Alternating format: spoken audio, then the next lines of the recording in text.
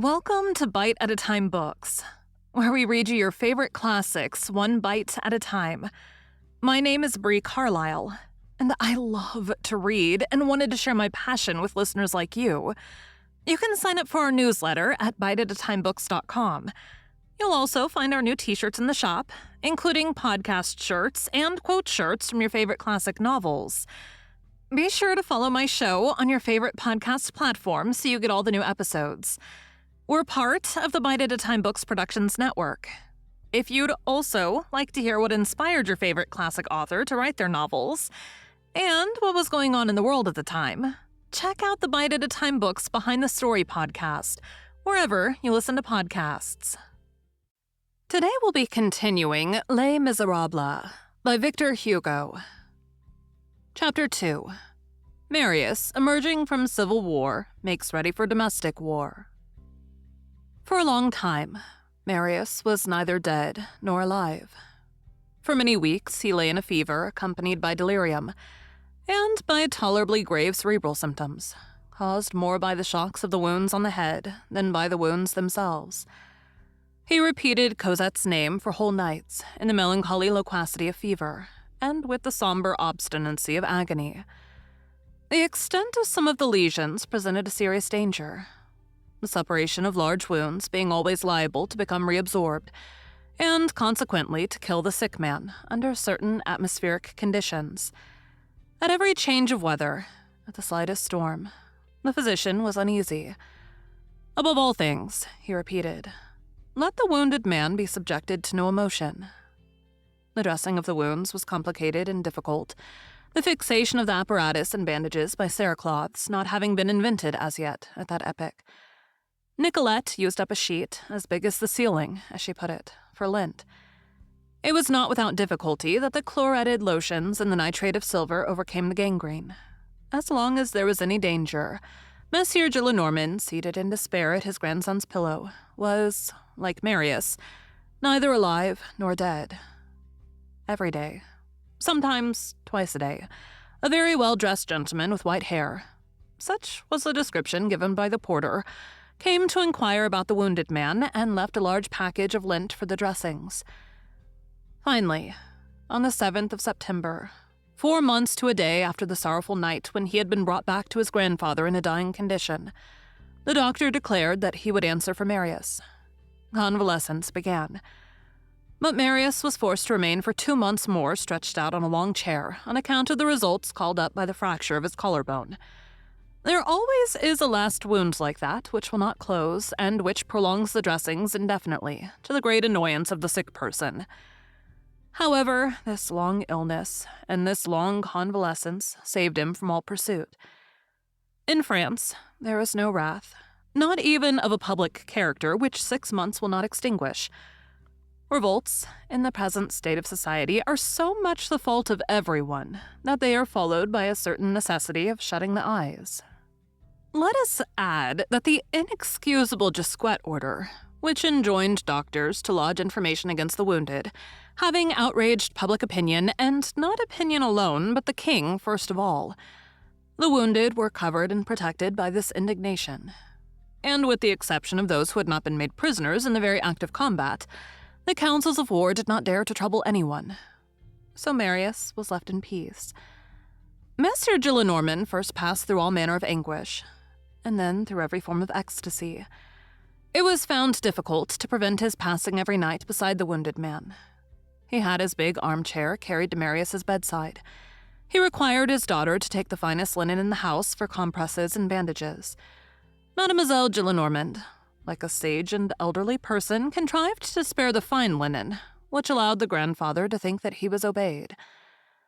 Monsieur Gillenormand would not permit anyone to explain to him that for the preparation of lint batiste is not nearly so good as coarse linen, nor new linen as old linen. He was present at all the dressings of the wounds from which Mademoiselle Gillenormand modestly absented herself. When the dead flesh was cut away with scissors, he said, "Aye, aye." Nothing was more touching than to see him with his gentle, senile palsy offer the wounded man a cup of his cooling draught. He overwhelmed the doctor with questions. He did not observe that he asked the same ones over and over again. On the day when the doctor announced to him that Marius was out of danger, the good man was in a delirium. He made his porter a present of 3 louis.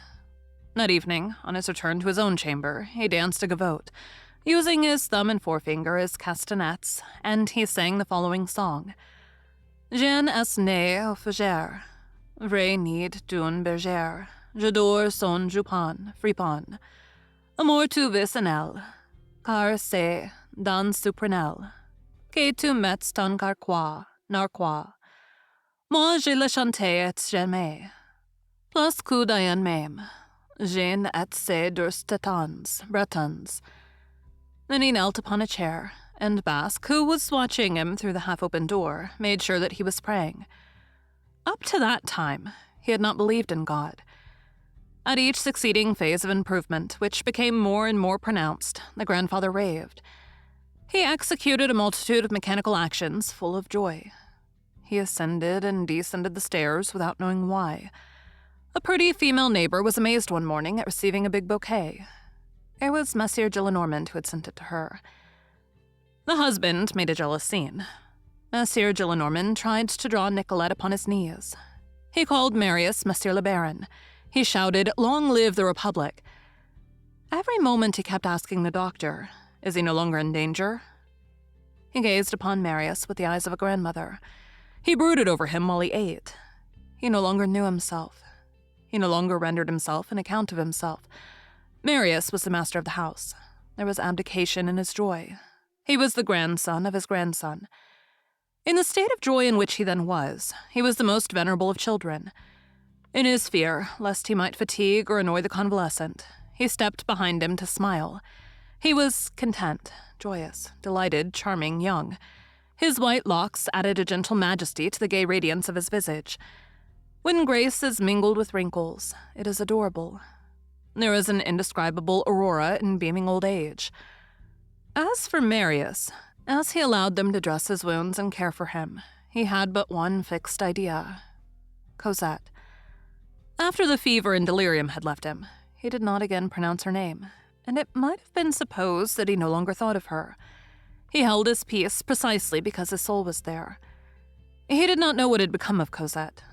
The whole affair of the Rue de la Chanvrerie was like a cloud in his memory. Shadows that were almost indistinct floated through his mind. Éponine, Gavroche, Mabeuf, the Thénardiers, all his friends gloomily intermingled with the smoke of the barricade. The strange passage of Monsieur Fauchelevert through the adventure produced on him the effect of a puzzle in a tempest. He understood nothing connected with his own life. He did not know how, nor by whom he had been saved, and no one of those around him knew this. All that they had been able to tell him was that he had been brought home at night in a hackney coach to the Rue des Filets du Calvaire. Past, present, future were nothing more to him than the midst of a vague idea. But in that fog, there was one immovable point, one clear and precise outline, something made of granite, a resolution, a will, to find Cosette once more. For him, the idea of life was not distinct from the idea of Cosette. He had decreed in his heart that he would not accept the one without the other, and he was immovably resolved to exact of any person whatever who should desire to force him to live, from his grandfather, from fate, from hell, the restitution of his vanished Eden. He did not conceal from himself the fact that obstacles existed. Let us here emphasize one detail. He was not won over, and was but little softened by all the solicitude and tenderness of his grandfather. In the first place, he was not in the secret.